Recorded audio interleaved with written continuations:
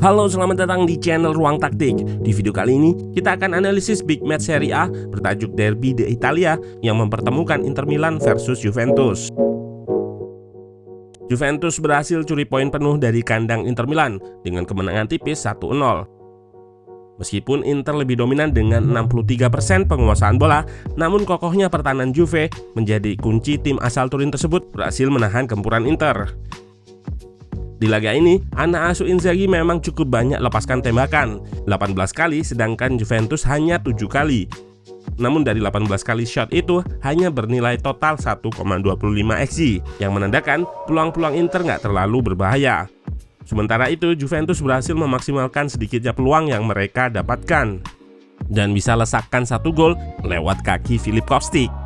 Nah, penasaran dengan jalannya laga dari segi taktikal? Let's go, kita bahas sama-sama.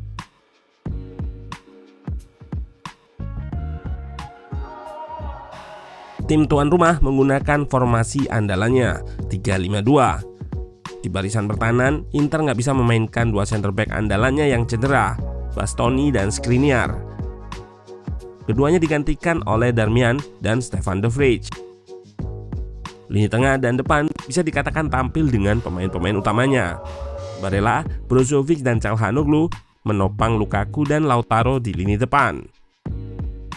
Sementara itu, tim tamu Juventus juga menerapkan formasi yang mirip dengan Inter, 3-5-1-1. Allegri juga menurunkan beberapa pemain pelapisnya, Gatti dan De Sciglio di lini pertahanan.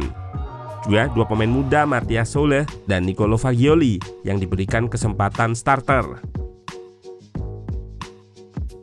Taktik attacking Inter di laga ini relatif bisa terbaca dengan baik oleh pertahanan Juventus. Berbagai upaya yang dilakukan olehnya berhasil diredam. Inter terlihat juga menargetkan area half space sebagai outlet serangan mereka. Namun Juventus dengan 5 backnya berhasil menutup pemain-pemain Inter yang mencoba masuk melalui area half space ini. Dengan formasi 5 back saat bertahan, Juventus juga mampu meredam kelebaran Inter yang disediakan oleh dua wingback mereka, Dumfries di kanan dan Di Marco pada sisi kiri. Inter yang mencoba melakukan wide overload dengan gelandang-gelandangnya yang ikut melebar, lagi-lagi bisa diredam oleh Juventus yang cukup disiplin menjaga area di sisi bola.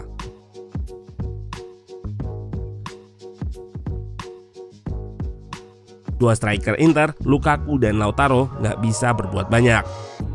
Skema yang sering dilakukan oleh dua striker ini adalah salah satu dari mereka, yaitu Lautaro, akan drop atau turun untuk menarik center back Juventus keluar dari posisinya dan membuka ruang di backline untuk diekspos oleh pemain Inter lainnya.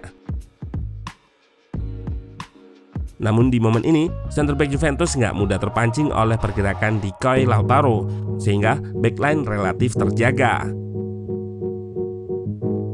Lini kedua Juventus pun cukup baik untuk menutup akses umpan ke Lautaro di ruang antar lini. Lukaku dengan kekuatan fisik dan kemampuan holding the ball-nya seringkali difungsikan sebagai pemantul. Skema ini pula yang menghasilkan peluang terbaik Inter di laga ini.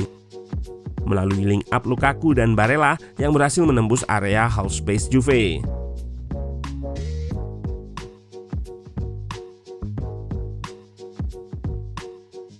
Namun, skema ini nggak banyak bisa berjalan karena back-back Juve semakin memperketat man markingnya terhadap Lukaku. Ruang gerak Lukaku dibatasi, sehingga ia nggak bisa menjalankan perannya dengan baik.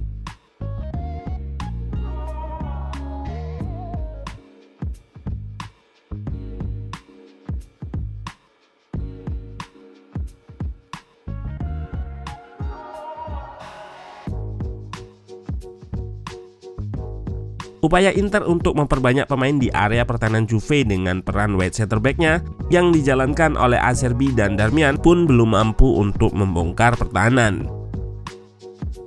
Di laga ini, Juventus memang sangat baik dalam menjaga pertahanannya, baik secara individu maupun kolektif.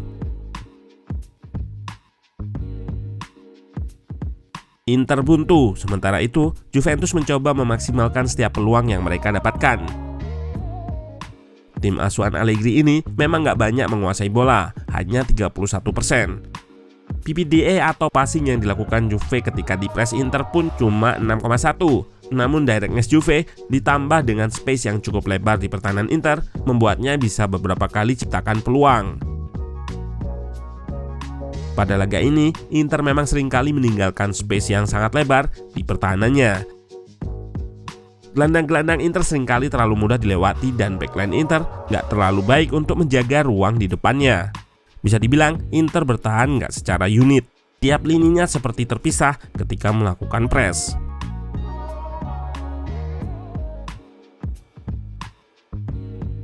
Dilihat dari data attacking side berikut, pada laga ini Juventus dominan menyerang melalui sisi kiri.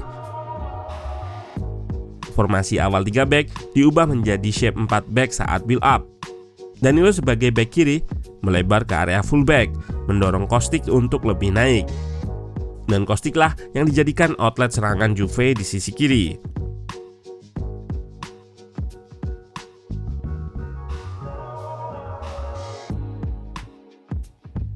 Di fase build up Juve ini, bisa kita lihat seringkali block press Inter nggak terkoordinasi dengan baik saat melakukan press.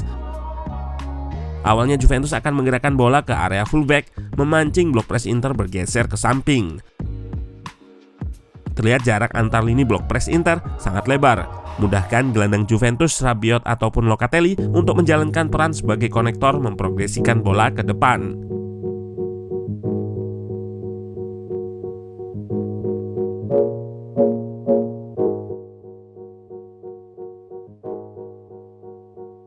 Gol sematawayang Juventus di laga ini berawal dari build up di lini pertama. Meskipun kali ini nggak memanfaatkan gelandang mereka sebagai konektor, namun bisa kita lihat jarak antar lini Inter yang cukup lebar. Di Marco pun terlambat untuk step up atau naik pressing De Sciglio, sehingga pemain berusia 30 tahun tersebut bisa lepaskan long ball ke depan, mengakses ruang di depan backline Inter. Ini yang dimaksud Inter nggak bertahan secara unit, karena terdapat jarak di setiap lininya. Di momen ini, Dumfries harus bergerak merapat ke tengah, menjaga jarak dengan center back-nya. Hal ini membuka space yang sangat lebar bagi Kostic di sisi kiri. Tanpa kawalan, ia berhasil melepaskan tembakan mendatar ke tiang jauh. Onana nggak bereaksi karena pandangannya terhalang oleh dua back Inter. Meskipun sempat mendapatkan pengurangan 15 poin, perlahan Juventus mulai mendekat ke zona UCL.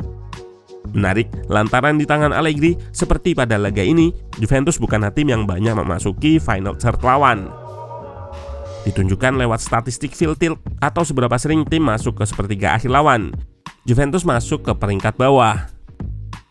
Jadi, ide utama atau fokus Allegri adalah membuat Juventus nyaman dan kokoh dalam bertahan, lalu melakukan serangan direct yang nggak banyak sentuhan untuk diubah menjadi gol. Ditunjukkan juga lewat statistik possession-nya yang nggak tinggi.